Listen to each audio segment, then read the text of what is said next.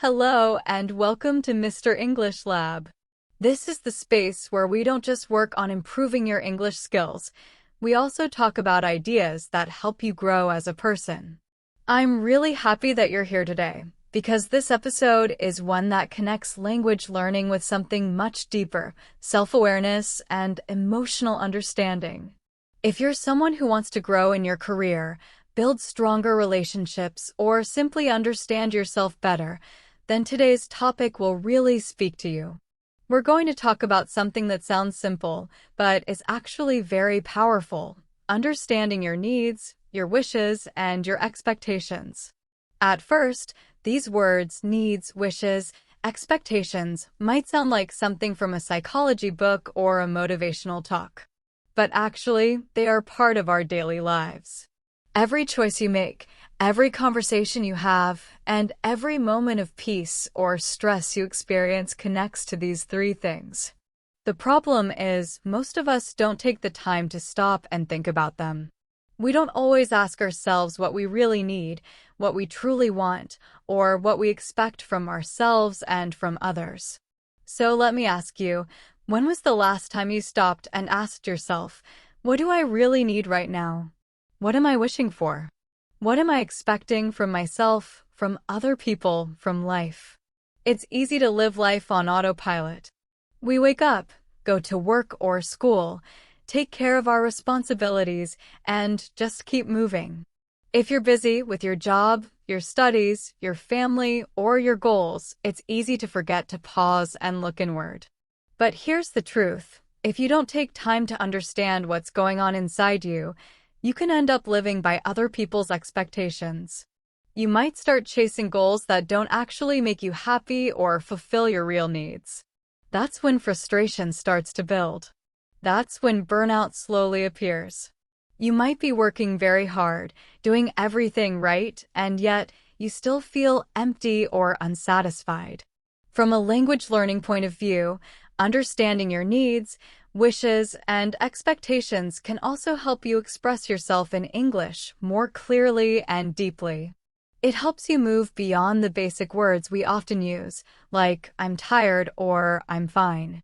Instead, you can use more meaningful sentences like, "I'm feeling disconnected." "I wish I could slow down." "I'm trying to manage expectations." These are the kinds of phrases fluent English speakers often use when talking about personal or professional challenges. They don't just describe how they feel, they explain what's behind the feeling. And when you can do that in English, you sound not only more natural, but also more authentic. Culture also plays a big role in how we think about needs, wishes, and expectations. In some cultures, it's normal and healthy to talk about what you want or need. In others, it can feel uncomfortable or even selfish to do so. Some people are taught to always think of others first, while others are taught to set clear boundaries and speak up about their needs. Neither way is right or wrong, but it's important to notice what messages you've grown up with. Ask yourself, what beliefs about needs and expectations did I learn from my culture or family? And do those beliefs still serve me today? So, as we go through this episode, I want to invite you to listen with curiosity, both as a language learner and as a life learner. Don't just focus on the English words or grammar. Also pay attention to what's happening inside you as you listen. You might want to take some notes or pause and think about certain parts. If a word or idea feels meaningful, take a moment to reflect on it. There's no need to rush. This isn't about memorizing vocabulary or mastering grammar rules. It's about building understanding your language, and understanding yourself. By the end of this episode, my hope is that you'll walk away with not just better English, but also a clearer picture of your own needs, wishes, and expectations, and how they shape the way you live, work, and connect with others. So take a deep breath, relax, and get ready to explore this important trio with me: needs, wishes, expectations. Let's take a moment to slow down and really look at these three big words: needs, wishes, and expectations. We use these words all the time in daily conversations, when we argue, when we make plans, or when we think about our goals and disappointments. But how often do we actually pause to think about what they truly mean in our lives? When you take the time to explore them, not just in theory, but in practice, in the real way you live, something powerful begins to happen. You start to see things more clearly. You start to understand yourself more clearly. So, let's begin with the first and most basic one, needs. Needs. A need is something essential. It's something you must have in order to feel balanced, healthy, and alive. When we think of needs, we usually imagine things like food, water, sleep, or shelter, and yes, those are basic physical needs. But we also have emotional and psychological needs. We all have the need to feel safe. We all have the need to feel seen and heard.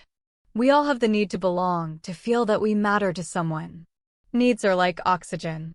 You don't always notice them when they're being met, but the moment they aren't, everything feels harder. You might feel tired all the time. You might feel anxious, lonely, or disconnected. You might not even understand why you're feeling that way. Very often, it's because one of your core needs isn't being met. And here's the important part: unmet needs don't just disappear. They find other ways to show up. They might appear as irritability, procrastination, overworking, or that vague feeling that something's missing, even when life looks fine from the outside. Understanding your needs isn't just helpful, it's necessary. It's the foundation for everything else. Because if your basic emotional or physical needs aren't being cared for, then no amount of success, approval, or achievement will feel truly satisfying. Without that foundation, everything else becomes shaky. Wishes. Now, let's move on to the second word, wishes. If needs are like oxygen, wishes are like stars. They light up the sky of your imagination. They give you direction, even if they sometimes feel far away. A wish is something you want, something you dream about, hope for, or imagine for yourself. It's not essential for survival, but it adds meaning, beauty, and possibility to life. You might wish for a new career. You might wish to travel more, to fall in love, to learn something new, or to feel more confident in your own skin. Wishes come from the part of you that hopes, the part that looks forward, beyond the present, and says, maybe my life could be different. But here's something interesting. Not every wish has to become a goal. Some wishes are gentle. They sit quietly in your heart. Others are loud and demanding. They keep showing up until you do something about them. And that's perfectly okay. Having wishes doesn't mean you're unsatisfied or weak. It simply means you're human. You have imagination, curiosity, and a desire for growth. But we need to be careful. When we start to confuse wishes with needs, things can get messy. For example, you might start to believe that you need success in order to feel worthy, or that you need other people's approval to feel good about yourself. Those are actually wishes, not needs. When we mix the two, life can become stressful and confusing. You start chasing things that can't truly fill you up. So, part of self-awareness is learning to tell the difference between what's essential and what's desired. Expectations. And finally, let's talk about expectations, maybe the most complicated of the three. Expectations are a little different from needs and wishes. They're not just about what you want, they're about what you believe should happen. They're the silent rules or assumptions you carry in your mind about yourself, about others, and about life in general. They come from many places: your past experiences, your culture, your upbringing, your family, your relationships. They're shaped by the things you were taught, by what you've seen, and by what you've learned to expect from the world. Sometimes expectations are helpful. They give structure, they help you stay motivated, and they reflect what you've learned about how life works. But sometimes, expectations can become heavy. They can create pressure to be perfect, to please others, or to live up to invisible standards that you didn't even choose. For example, Maybe you expect yourself to always be strong, to never make mistakes, to succeed quickly, or to make everyone happy. Or maybe you expect others to always understand you, to behave a certain way, or to meet your needs without you having to explain them. When these expectations aren't met, which often happens, frustration and disappointment appear. That's why it's so valuable to notice and question your expectations. Ask yourself, are these truly mine? Or did I inherit them from someone else, my family, my culture, my workplace, my past? When you understand your expectations, you begin to free yourself from unnecessary pressure. You start to see the difference between what you can control and what you can't. So, to sum up, needs are your foundation, what keeps you healthy, stable, and safe. Wishes are your light, what inspires and motivates you. Expectations are your map, what you believe should happen, based on your past and your values. When you take time to understand these three, your needs, wishes, and expectations, you gain clarity. You stop living on autopilot and start living with awareness. And that's where real growth begins, both in language and in life. Expectations, the invisible script. Expectations are like an invisible script running quietly in the background of your life. Most of the time, you don't even realize they're there until reality doesn't follow the script. And then suddenly, you feel disappointed, frustrated, or even hurt. Think about it. Have you ever waited for someone to reply to your message and felt upset when they didn't? Or expected a situation to go smoothly, maybe a meeting, a project, or a conversation, and felt deflated when it didn't go as planned? That's the power of expectations. They can sneak in through the back door. They shape the way you think, feel, and react, often before you've had the chance to reflect. Now, expectations aren't necessarily bad. They actually serve an important purpose. They help you plan, prepare, and make sense of the world. They help you build routines and set standards for yourself and for others. But the challenge comes when expectations become too rigid, when they stop being helpful and start being unrealistic. That's when they turn into a kind of trap. You start measuring your happiness not by what is, but by what you thought should have been. You begin to live in a gap between reality and assumption, and that gap can be painful.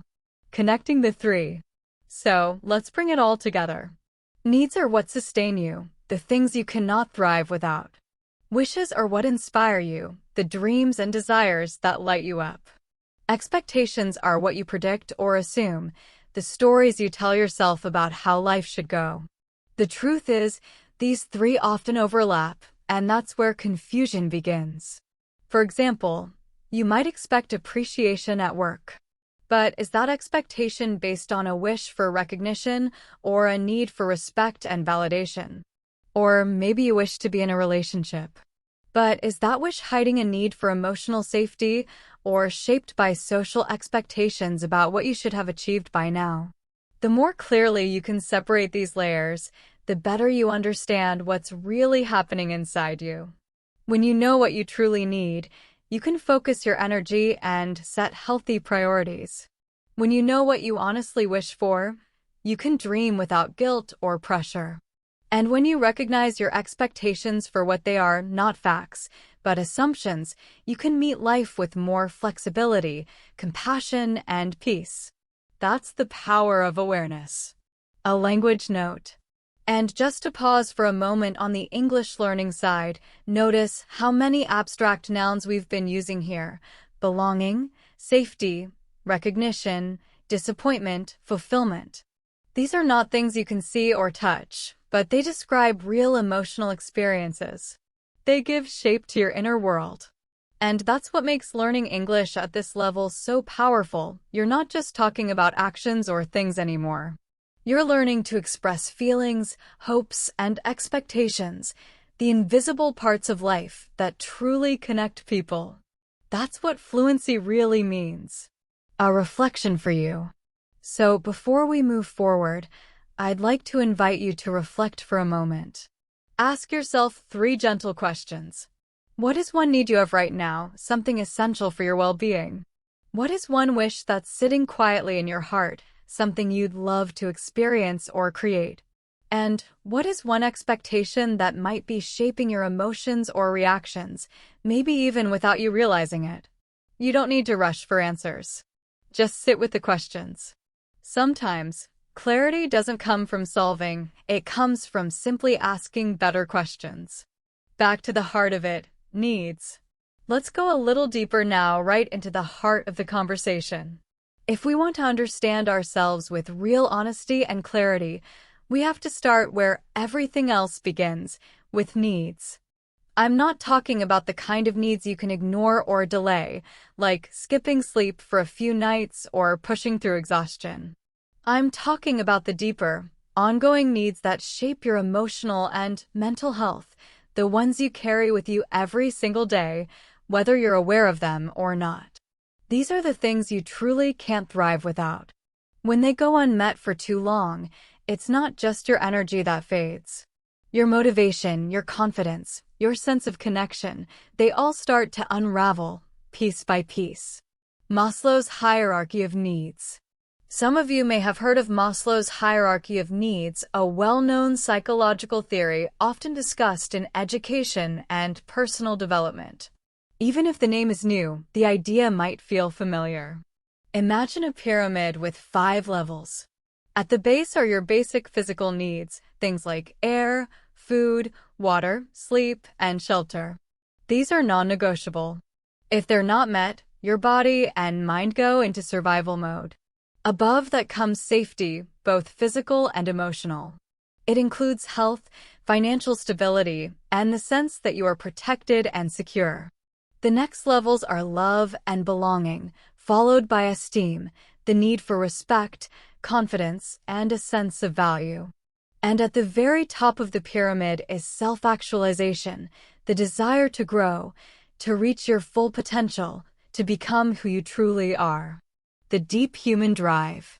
At the very top of Maslow's pyramid sits something called self-actualization, the deep human drive to become the best version of yourself, whatever that means for you. It's the desire to grow, to learn, to create, to contribute, to live a life that feels meaningful. Now, here's something interesting and very relevant to the world we live in today. Most of us, especially in modern societies, already have our basic needs met. We have a roof over our heads. We have food in the fridge. We can turn on a light or open a tap and have what we need. We don't live in constant fear for our physical safety. And yet, many people still feel an odd emptiness. A quiet sense of dissatisfaction, like something important is missing, even when life seems fine. Why is that? Because while our physical needs may be taken care of, our emotional and psychological needs often are not. And those needs are just as essential if we want to truly live, not just survive. The need for connection. Take, for example, the need for connection. We live in an age where it's easier than ever to stay connected. You can send a message in seconds, share a photo instantly, start a video call anytime. And yet, despite this constant connection, so many people feel profoundly alone. That's because real connection, the kind that truly meets your need to feel seen, heard, and understood, can't be replaced by digital communication alone. Likes and messages can't take the place of presence. Scrolling through a feed can't fill the silence of loneliness. Deep connection requires time, trust, and attention. It's about emotional intimacy, those unhurried moments where someone really listens, or when you share something vulnerable and feel safe doing it. When those needs aren't met, even if your life looks perfect from the outside, your inner world can feel empty, disconnected, or restless. The need for recognition. Another powerful emotional need is the need for recognition. And here, I don't mean fame or attention, I mean the simple, human need to feel acknowledged. To know that what you do, what you give, what you're trying to become is seen and appreciated. Think about the workplace, for instance. When people show up every day, give their energy, meet deadlines, solve problems, but feel invisible. It doesn't take long for something inside to shut down. Burnout doesn't always start with exhaustion. Sometimes it starts with feeling unseen. That's what happens when emotional needs aren't recognized. Your motivation drops, your confidence fades, and your sense of purpose weakens. This shows how deeply our needs affect not just our emotions, but also our identity, the way we see ourselves and our place in the world. The myth of needing nothing. Here's another layer that's important to talk about. Sometimes, our needs get dismissed by other people or even by ourselves. We're often taught, without realizing it, that needing too much makes us weak, demanding, or selfish. In some cultures, there's even quiet pride in being self-sufficient, in not needing help, in handling everything alone. But let's be honest, no one is truly self-sufficient. Human beings are social and emotional by nature. We need care. We need affection. We need affirmation and belonging. That's not a flaw, it's part of being alive. It's what allows us to grow, to heal, and to love. The changing nature of needs. And it's also worth remembering, our needs aren't fixed. They evolve over time. The needs you had at age 20 might look completely different from the ones you feel at 30 or 40. Life changes, you might move to another country, start a new job, lose someone you love, become a parent, fall ill, or begin a new relationship. Every major change in your outer life shifts something in your inner world. Your priorities evolve, your emotional landscape transforms, and your understanding of what you truly need deepens. That's why it's so important to check in with yourself regularly, to ask, what do I need now in this season of my life? Because your needs will not stay the same forever. The subtle side of needs. Sometimes, our needs become more subtle, more complex. You might not even be able to name them right away. They live quietly in the background, showing up not as clear thoughts, but as feelings in how you react, how you relate to others, or how you feel at the end of a long day. Maybe you find yourself snapping at someone for no real reason. Maybe you feel tired even after resting, or uneasy even when things are fine.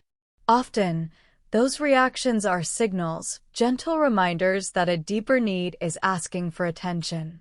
The power of emotional precision.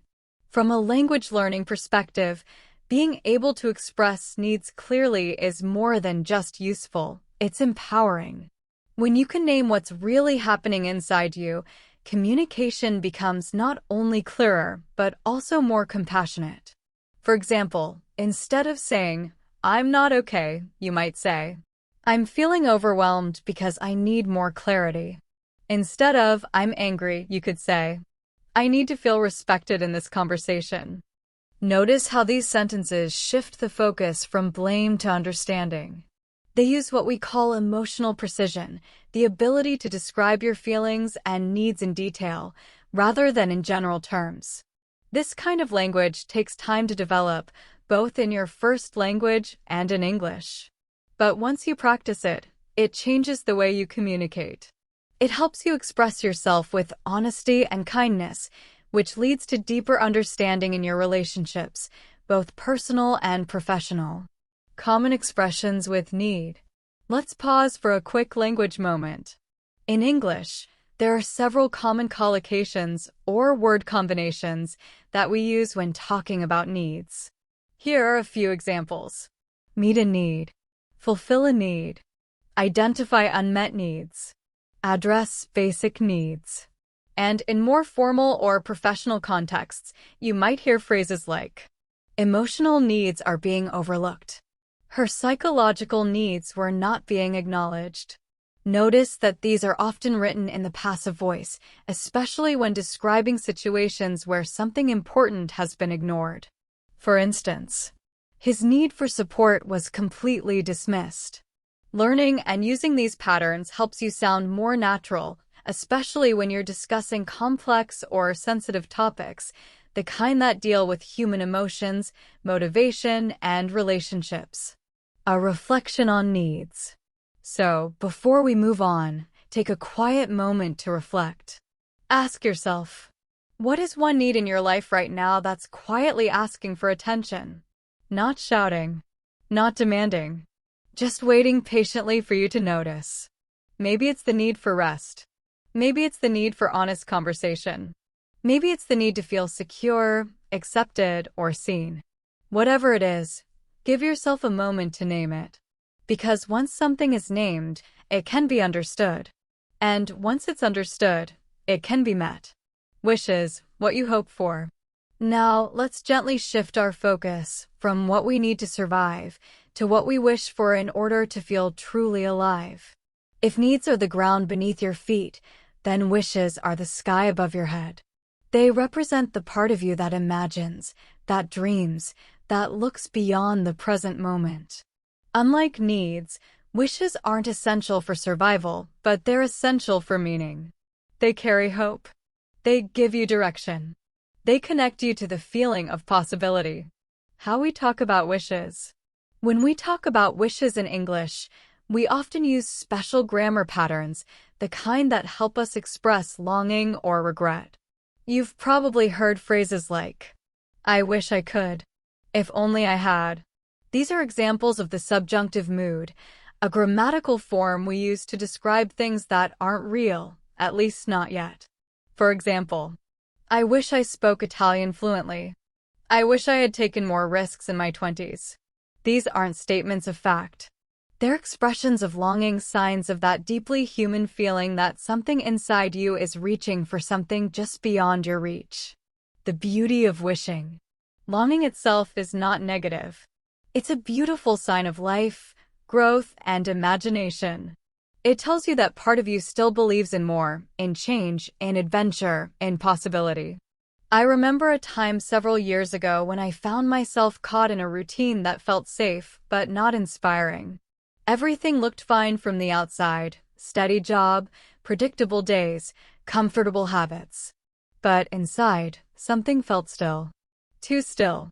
That's when I realized that I had a wish, a quiet one, for creativity, for deeper connection, for something that would challenge me again. That wish became a spark for change.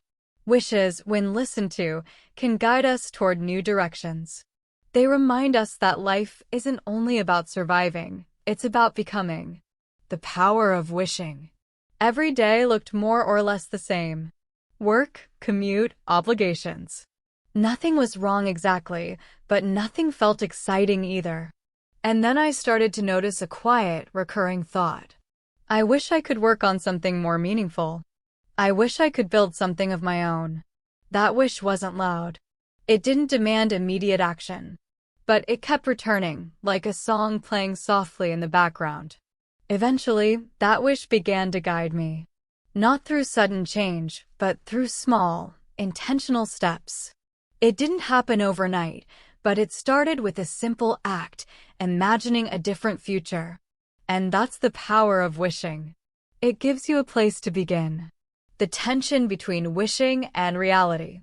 Of course, not every wish becomes reality, and that's where the tension lies. Wishing is often tangled with fantasy. You might wish to live by the ocean, to travel the world, to be famous, to go back in time and undo a mistake. Some of these wishes may be realistic. Others may not. But here's the truth, even the most unrealistic wish still tells you something valuable about yourself.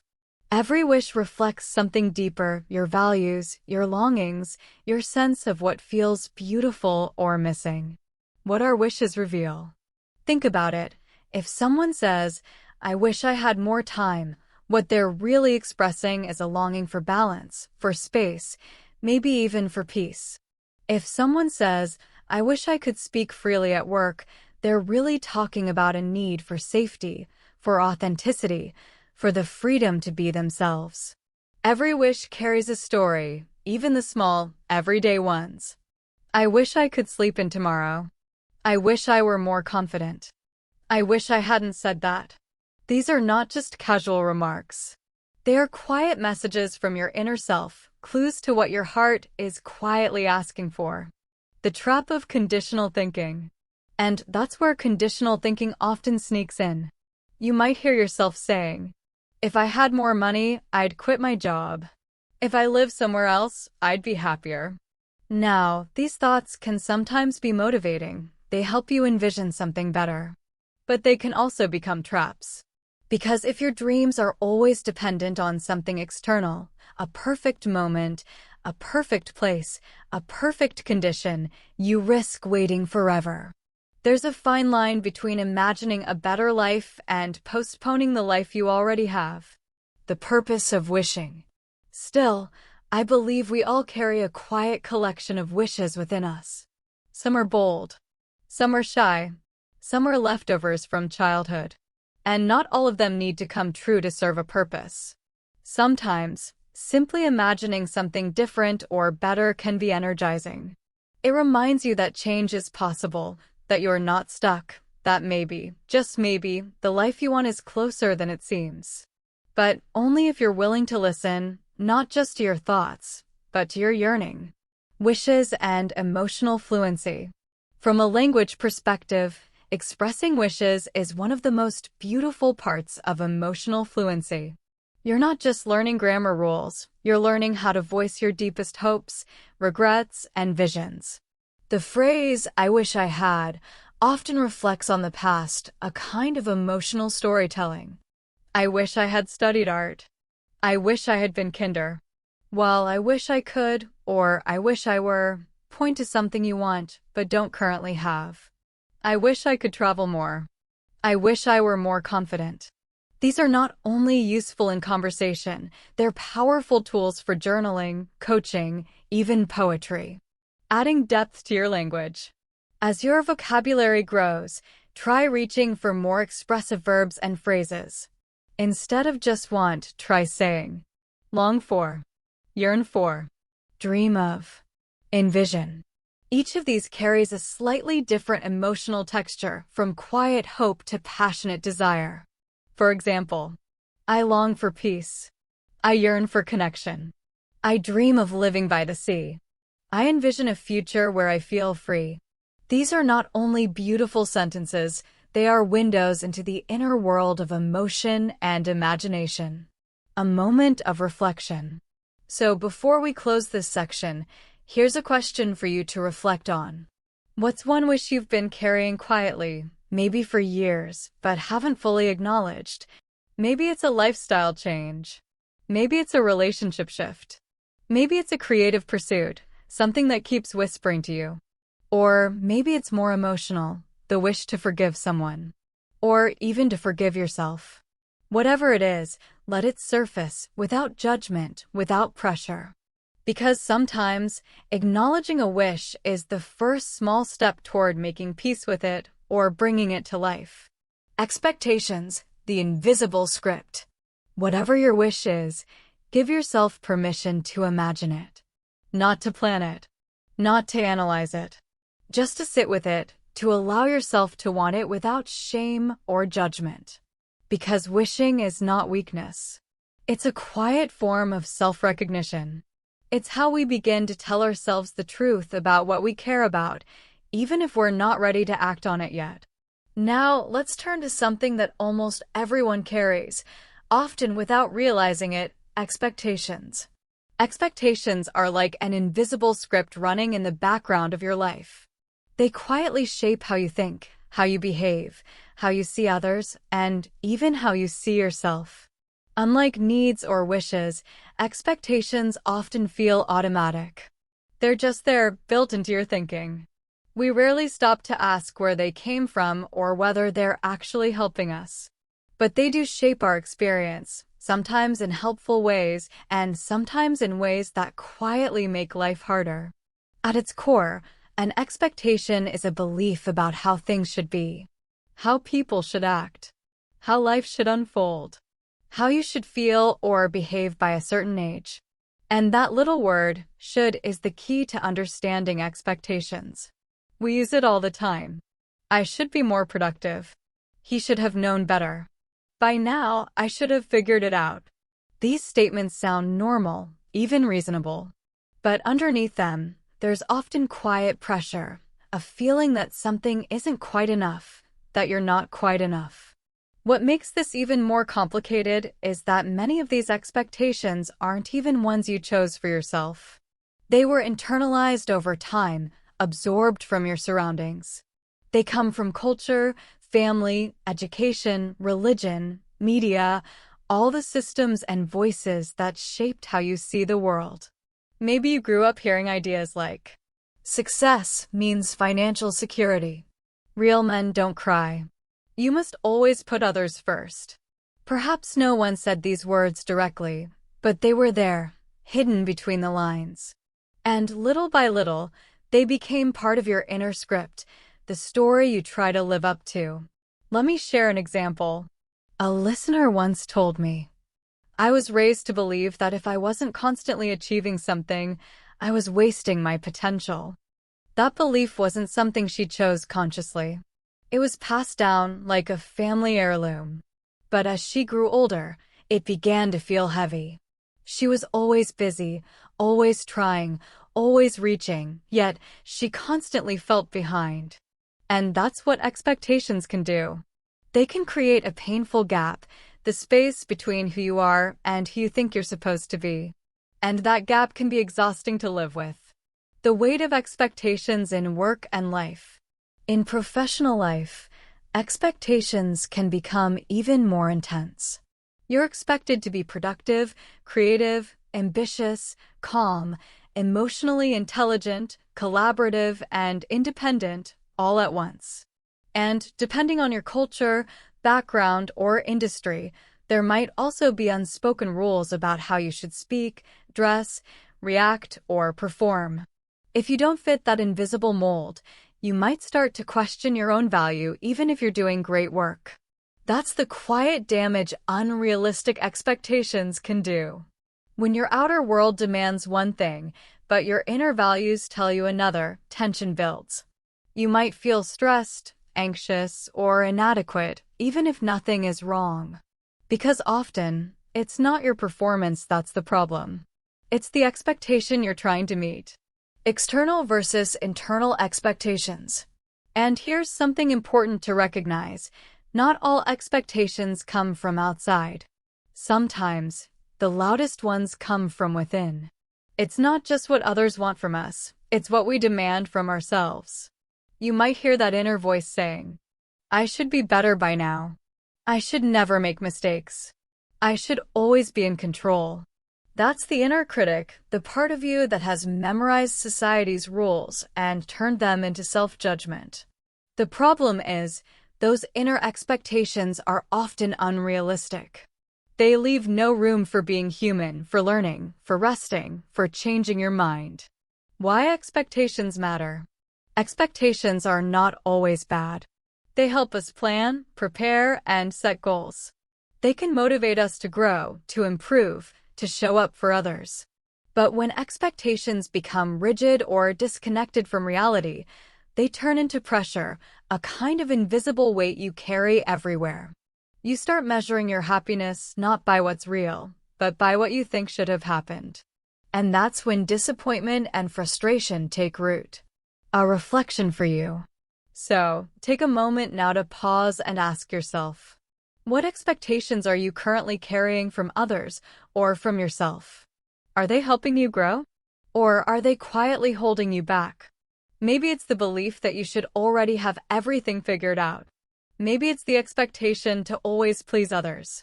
Maybe it's the pressure to never show weakness. Whatever it is, just notice it. You don't have to fix it yet. Awareness itself is a powerful first step. Because once you can see your expectations, you can start to question them and maybe even write a new, kinder script for yourself. Expectations and the inner critic. These inner expectations are often the harshest. They don't usually come from outside, they come from within. From that quiet but powerful desire to live up to some perfect image of who we think we should be. And when we fall short of that image, what happens? We feel guilty, ashamed, or even unworthy. We compare ourselves to people online, to friends, to coworkers, to younger versions of ourselves. Or sometimes, to imaginary versions of who we think we should have become by now.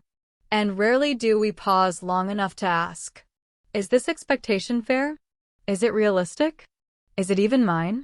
That's an important question, because many of the expectations we live with didn't start with us. They were borrowed from society, family, school, religion, or even social media. But they still carry weight, and they quietly shape how we judge our own worth. The language of expectation. Now, let's look at this from a language perspective. In English, expectations often appear through what we call modals of obligation, words like should, must, have to, and ought to. You hear them everywhere. You must be polite. I should exercise more. We're supposed to finish this by Friday. These sentences might sound ordinary, but they carry a subtle emotional tone, a sense of duty, pressure, or expectation. And here's the thing, just because something is commonly expected doesn't mean it's right for you. One person's version of success might be another person's burnout. One person's should might be another person's no, thank you. Idioms and emotion. English also has many idioms for expressing expectations and the emotions that come with them. You might hear people say, I'm trying to live up to my parents' standards. I fell short of my goals. Both expressions describe a gap, the distance between what was expected and what actually happened. And in that gap, emotions live. Disappointment, frustration, shame, the feeling of I'm not enough.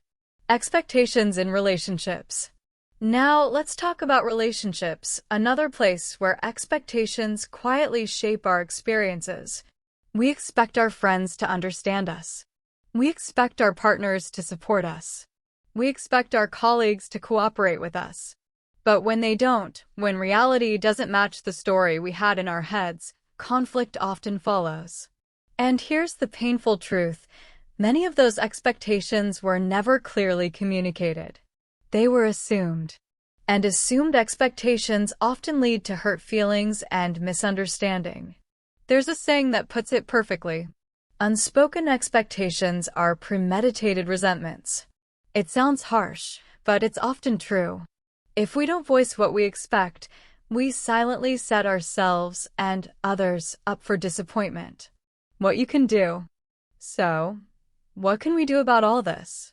The first step is simple. Start noticing. Pay attention to your thoughts. When you hear a sentence in your mind that includes the word should, pause. Ask yourself, where did this belief come from? Is it mine? Does it help me or hold me back? You don't have to throw away every expectation. Some of them are healthy. They help you grow, set boundaries, and stay focused.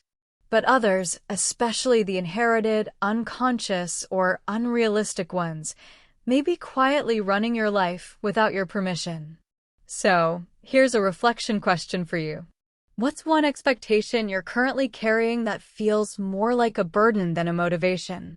And if you could rewrite that part of your inner script, what would you choose instead? Take a moment to think about it. Awareness is where change begins. Internal dialogue, listening to your inner voice. So far in this episode, we've explored needs, wishes, and expectations, the powerful forces that shape how we experience life. Now, let's turn inward in an even more personal way, towards something we all live with, often without realizing it, our internal dialogue. That quiet, or sometimes very loud, voice inside your head. The one that comments, judges, questions, worries, criticizes, replays the past, or imagines the future. In simple terms, your internal dialogue is how you talk to yourself. And how you speak to yourself matters more than most people realize. Let me ask you something. When was the last time you truly listened to your inner voice, not just to what it was saying, but how it was saying it? Was it kind? Was it patient? Or was it frustrated, harsh, and dismissive? Because your internal dialogue plays a huge role in shaping your emotions, your decisions, and even your relationships. And yet, most of it happens automatically, without you even noticing. Where your inner voice comes from. We rarely stop to ask ourselves, Why am I speaking to myself this way? Where did this voice even come from? The truth is, your internal dialogue, that ongoing conversation inside your head, is deeply influenced by your past, especially by the messages you absorbed when you were growing up. Maybe you heard things like, "Don't be lazy. That's not good enough. You're too sensitive." Even if no one says those words to you anymore, they might still live in your mind, repeated quietly, in your own voice. Over time, those phrases can become what psychologists call limiting beliefs, ideas you've accepted as truth, even if they hold you back. You might hear them as thoughts like, "I'll never be confident. I'm not creative. People like me don't succeed." At first, these beliefs sound like facts. They don't shout. They whisper. But they shape how you see yourself, how much you try, and how much you believe you're allowed to grow. How limiting beliefs hide. Limiting beliefs aren't always obvious. They often hide beneath what sounds like logic. They show up in moments of doubt, stress, or vulnerability. Imagine you're preparing for a big interview and your mind says, "Don't mess this up." You always freeze when you're nervous. It sounds like a warning, like your brain is trying to protect you, but really, that voice is fear disguised as reason. Or maybe you've thought, "I'm just not the kind of person who takes risks." That might feel true, but it's often just a story, a protective narrative built from old experiences. It's your mind trying to keep you safe, even if that safety means staying small. Reactive versus reflective inner voices. This brings us to an important distinction, the difference between reactive and reflective inner responses. A reactive response happens instantly. It's fast, emotional, and often critical. It says things like, "Why did I say that? I'm so stupid. This always happens. I'm such a failure." It's that sharp, automatic voice of self-judgment. A reflective response, on the other hand, is slower and softer. It's more conscious, more compassionate. It might sound like, "I didn't handle that perfectly, but I'm learning. That was uncomfortable, but it doesn't define me." The difference between the two isn't just in the language, it's in the emotional effect. One creates shame, while the other builds resilience. How to shift the inner tone. So how do we move from reactive to reflective? It begins with awareness. Start by noticing the tone of your inner voice. Ask yourself, is this voice supportive or critical? Does it sound like someone I trust or someone I'd rather avoid? Here's a powerful exercise. Imagine speaking to a close friend the way you speak to yourself. If you use the same words and tone, how would they feel? That question alone can reveal so much. Because the truth is, many of us are far more compassionate toward others than we are toward ourselves. We comfort our friends, but criticize our own hearts. The power of words. Now let's take a closer look at the words that often appear in our internal dialogue, words like should, always, never enough. I should be further along. I never get it right. This isn't good enough. These phrases are emotionally heavy. They rarely describe reality, they describe fear. Fear of not measuring up. Fear of not being worthy. But the good news is, language is flexible. And when we change our words, we change the emotional meaning behind them. Try replacing those old patterns with more nurturing language. I'm trying. I'm growing. I'm learning. I'm processing. Instead of saying, "I always screw this up," you might say, "I'm learning to handle situations like this better." That tiny shift in wording can make a huge difference. It moves you from judgment to growth, from fear to self-respect. Internal dialogue and language learning. From a language perspective, internal dialogue is a goldmine for building fluency, especially emotional fluency. Because when you learn to describe your own thoughts, feelings, and self-talk, you're not just improving your grammar or vocabulary. You're developing the language of self-awareness, empathy, and emotional intelligence, skills that matter in every conversation, including the one you have with yourself. Describing your inner voice. Try putting words to your inner voice. Is it harsh, judgmental, cold, anxious, or rigid? Or is it encouraging, forgiving, kind, wise, or curious? These words, these adjectives, help you notice not just what you're thinking, but how you're thinking. They describe the tone of your inner dialogue, the emotional quality of your thoughts. Once you start paying attention to that tone, you begin to understand yourself in a deeper way. You might realize that you're often strict with yourself, or that your inner voice sounds like an old teacher, a parent, or even a past version of you. And that awareness, simply noticing it, is where change begins. Better questions, better understanding. When you reflect on your thoughts, the kinds of questions you ask yourself matter a lot. Some questions lead to shame or frustration. Others lead to clarity and self-compassion. For example, instead of asking, "Why am I like this?" which usually sounds like self-blame, try asking, "What am I believing about myself right now? What might I need in this moment?" Notice the difference. The first question feels heavy and judgmental. It looks backward and criticizes. The second questions are curious and gentle. They invite understanding and growth. Language shapes emotion. And the more carefully you choose your inner language, the kinder your mind becomes. Learning to adjust your inner voice. Of course, all of this takes time and practice. Learning to listen to your inner voice and then gently adjusting it is a long-term process. It's not about forcing yourself to be positive all the time or pretending everything is fine. It's about creating space for a voice that's honest and compassionate, one that helps you learn, recover, and grow instead of keeping you stuck in guilt or fear. So here's something worth asking yourself. What does my inner voice sound like when I'm under stress? And how would it change if it spoke with care instead of criticism? Even more importantly, what kind of inner voice do I want to develop, not just for who I am now, but for who I'm becoming? Because your inner dialogue doesn't just reflect who you are, it shapes who you'll become next. Navigating misalignment when things don't match.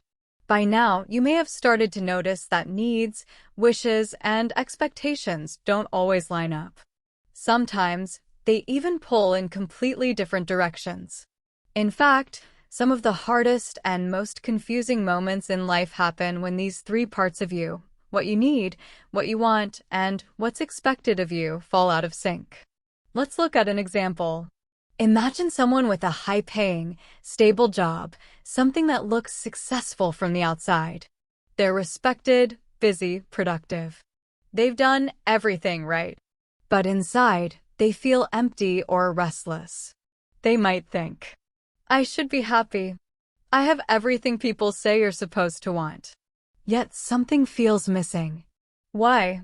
Because while their external expectations are met, money, status, security, their inner needs aren't. Maybe they need creativity, freedom, or a sense of purpose. Their wish might be to do something meaningful or personally fulfilling.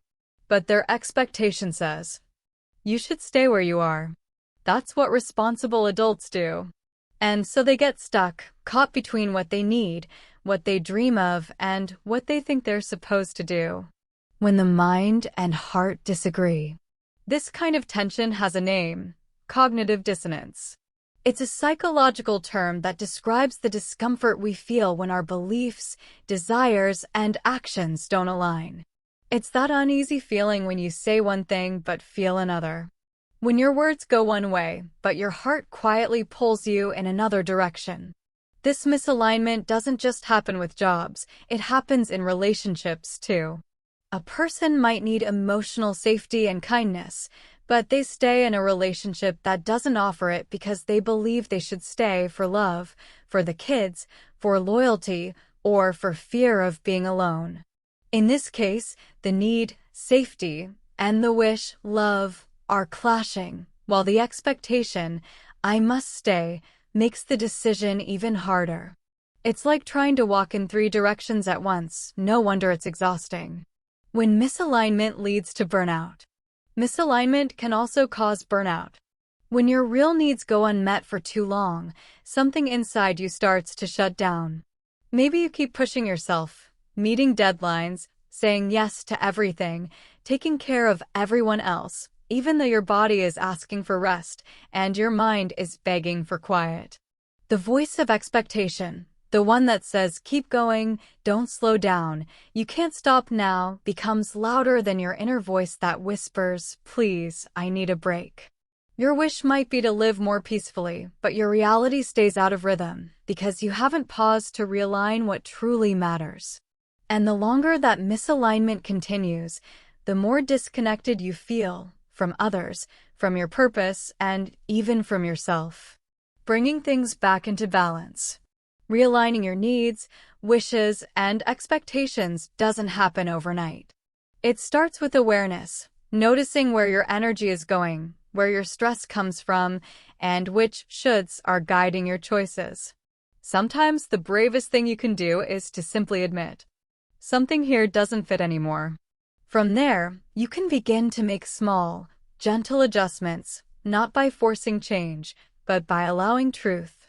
Because the moment you notice the misalignment, you also open the door to realignment, to living a life that not only looks right on the outside, but feels right on the inside. When needs, wishes, and expectations don't match.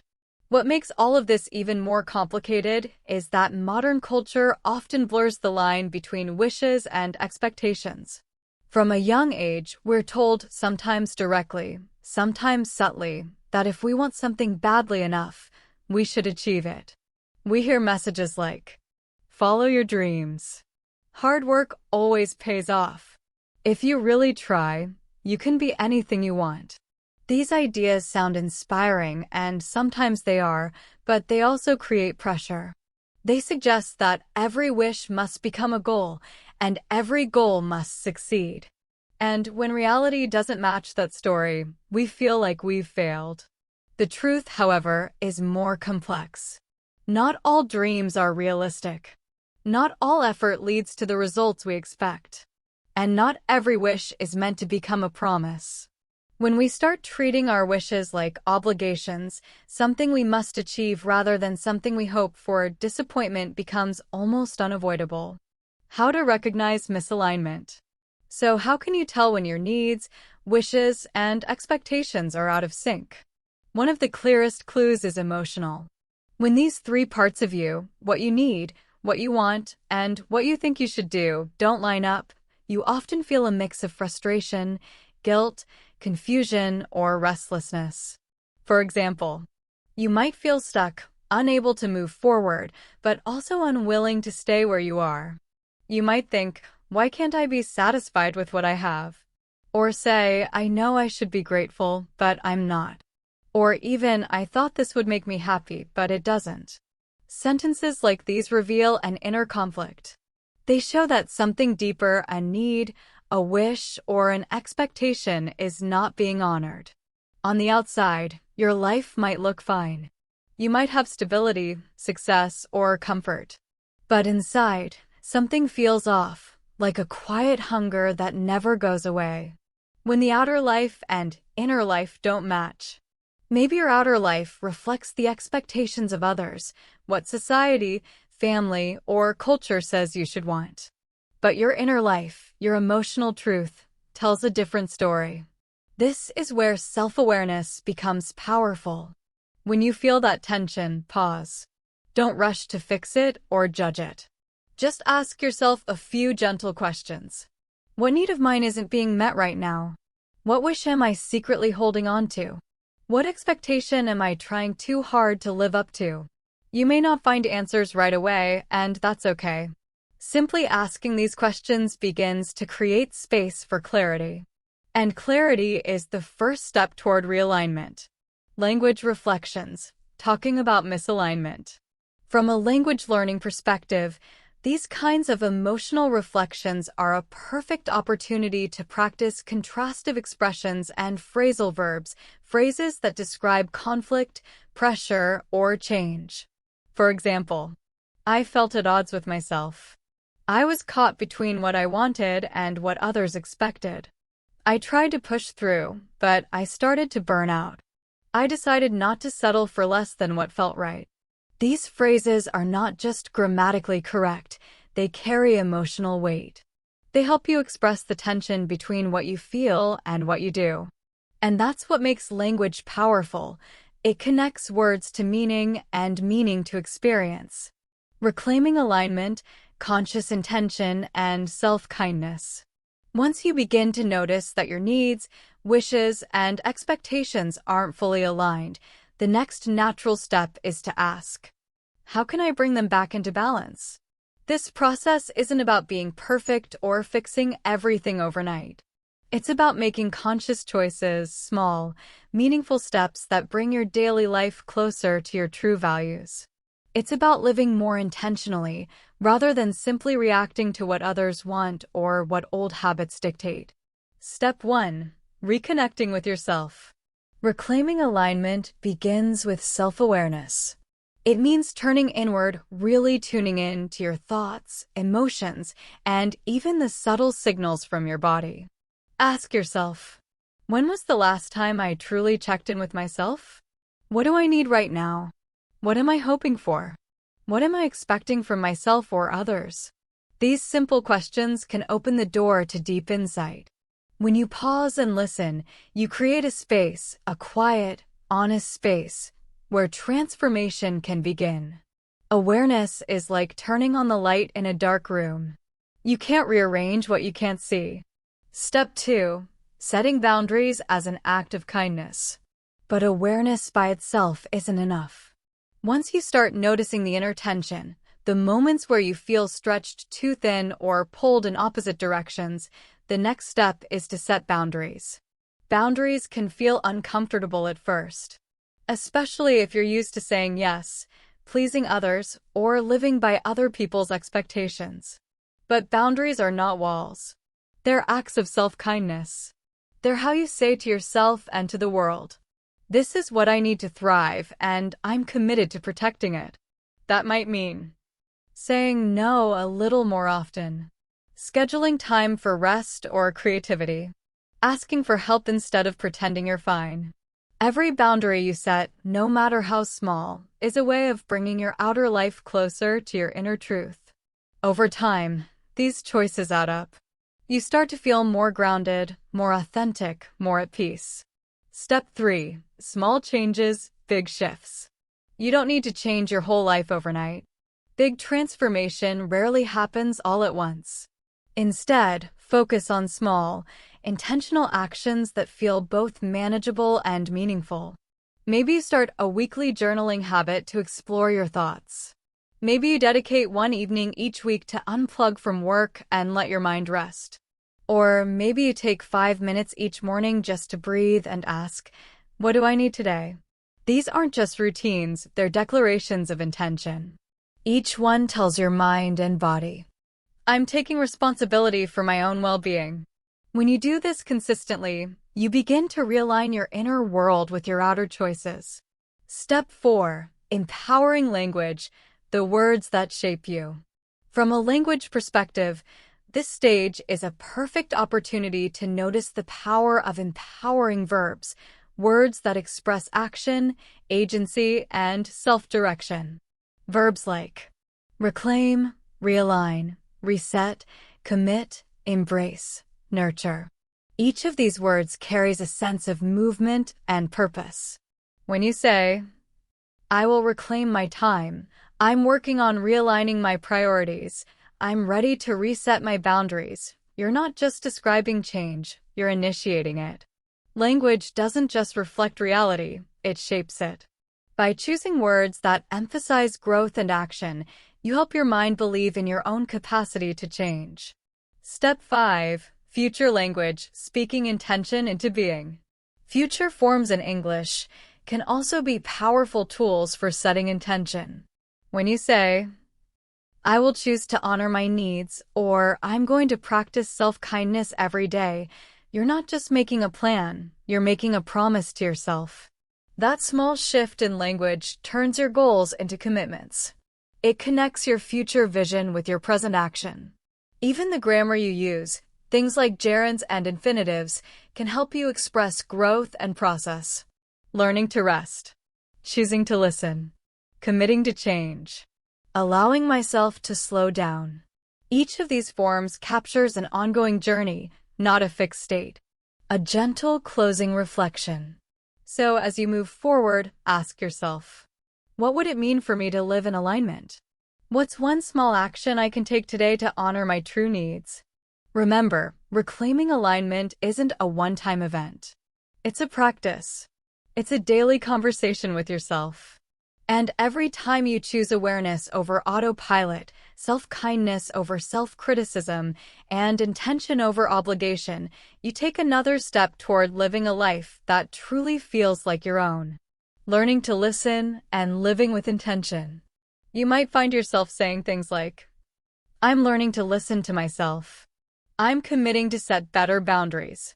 I'm choosing to prioritize rest. These are not just nice phrases, they're powerful expressions of ongoing growth. They remind us that reclaiming alignment isn't something that happens once and then ends. It's a journey, a continuous process of learning, adjusting, and coming back to yourself again and again. Walking the path with kindness. As you take steps toward greater alignment, remember this: self-kindness is not optional, it's essential. Change is rarely smooth or predictable. There will be moments of clarity followed by moments of doubt. There will be days when you move forward easily and others when you feel like you've slipped backward.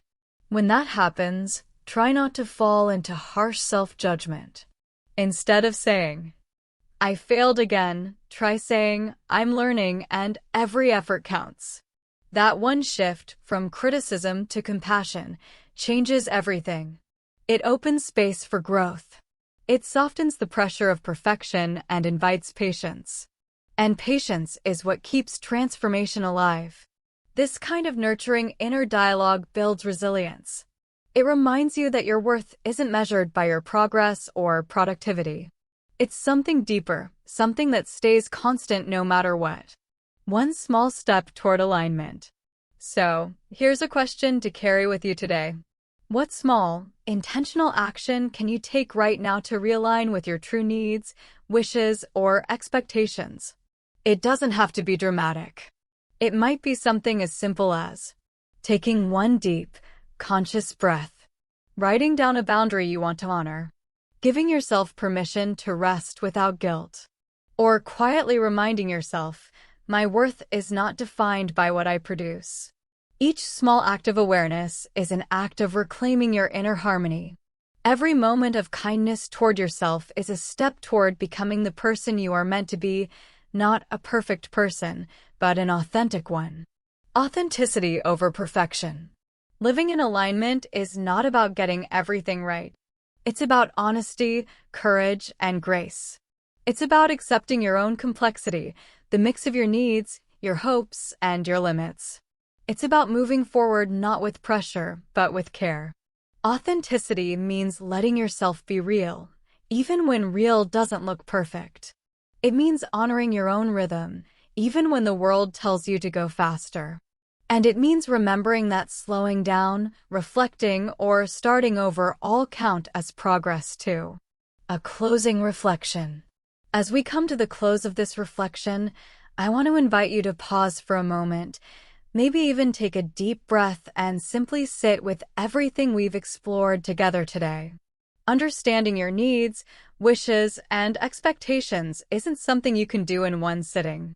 It's an ongoing journey that requires patience, curiosity, and above all, kindness toward yourself. You might want to take out a journal or simply hold a few gentle questions in your mind. When was the last time I truly checked in with myself?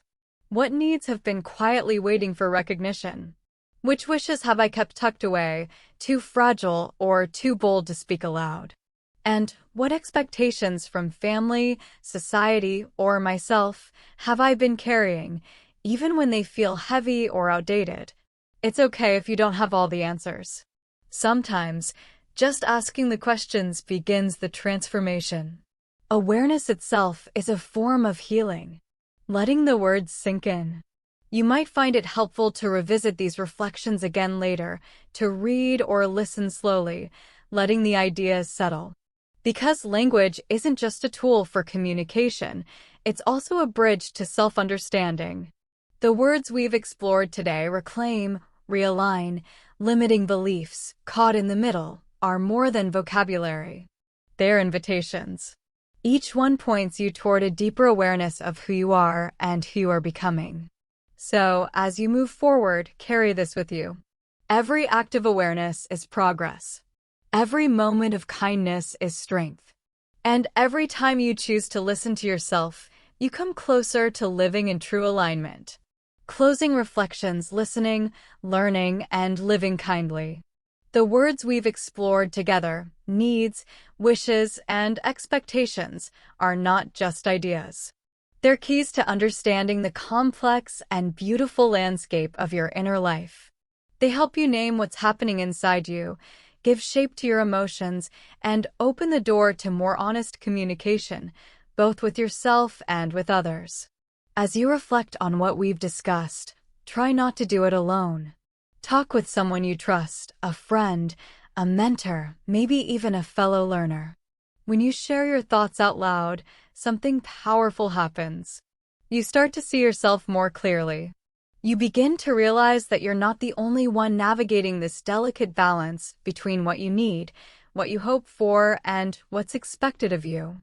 Every person, in one way or another, wrestles with these same inner tensions.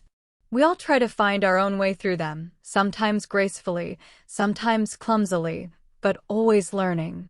A gentle challenge for the week ahead. Before we finish, I'd like to leave you with a small, gentle challenge. Over the next week, start observing your internal dialogue, that quiet, constant stream of thoughts and feelings that moves through your mind each day. Notice the moments when your needs are being met, when you feel calm, seen, or satisfied. Notice when your wishes start to spark your imagination, those little flickers of inspiration or longing that make life feel meaningful. And notice when expectations feel heavy, like a script you're trying too hard to follow, one that might not even belong to you anymore. When you notice these moments, pause. Take a breath. And instead of reacting with judgment, try to respond with curiosity and kindness. Ask yourself gentle questions like, what is this trying to tell me? What do I need right now? How can I honor this part of myself today? You don't need to fix everything or have all the answers. This isn't about changing your life overnight. It's about taking small, intentional steps that help you live more authentically. Each time you listen with kindness, you strengthen your connection to yourself. Each small act of awareness is a step toward greater balance and peace. Reclaiming your power and presence. By learning to tune in, you reclaim not only your sense of personal power, but also your capacity for resilience and transformation. You remind yourself that growth isn't about being perfect, it's about being present. It's about showing up for yourself again and again with honesty and compassion. Even when you stumble, even when you forget, even when things don't go as planned, you can still begin again. Every moment is a new chance to listen, to realign, and to begin gently rewriting your story. A parting thought. Thank you so much for tuning in to Mr. English Lab. I hope this episode has sparked meaningful reflection and given you both the language and the courage to express your inner world with more clarity and confidence. If this message resonated with you, consider sharing it with someone who might find comfort or inspiration in these ideas. Or leave a comment to share your own reflections, because your voice, your story, and your experiences truly matter. Until next time, keep listening to your inner voice. Keep asking honest questions. And above all, keep being kind to yourself. Because learning to understand your needs, wishes, and expectations is one of the greatest gifts you can ever give yourself. And that gift, like all real growth, keeps expanding as long as you nurture it with patience and care. Take a deep breath. Take care of yourself. And I'll see you next time.